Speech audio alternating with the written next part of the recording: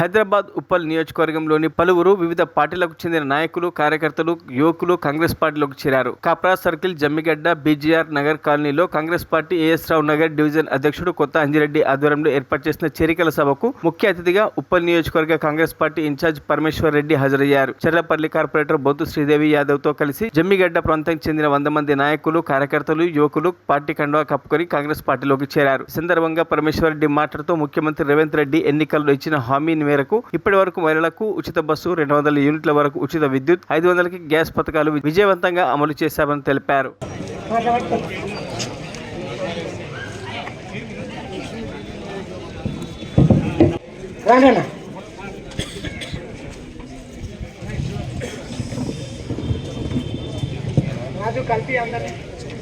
మాకు ముఖ్యమంత్రి తెలుసు, మరి మా ముఖ్యమంత్రి ఏమో అన్న, మరి మేమేం చెప్పుకోవాలి? ఈరోజు గతంలో ఉన్నట్టు ఈరోజు కాంగ్రెస్ పార్టీ లేదు.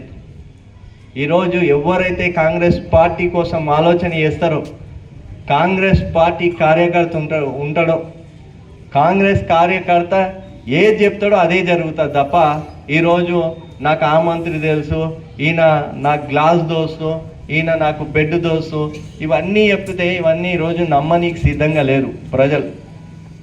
తీసుకొని వచ్చి మన ఉప్పల్ని పూర్తిగా కూడా అభివృద్ధి చేసుకుందామని తెలియజేస్తూ, మరి ఈరోజు జాయిన్ అవుతున్న మిత్రులకు, అక్క చెల్లెలకి, అన్నదమ్ములకి మేమంతా కూడా కలిసి కట్టుగా పనిచేసి మన పార్టీని ముందరికి తీసుకుపోదాము.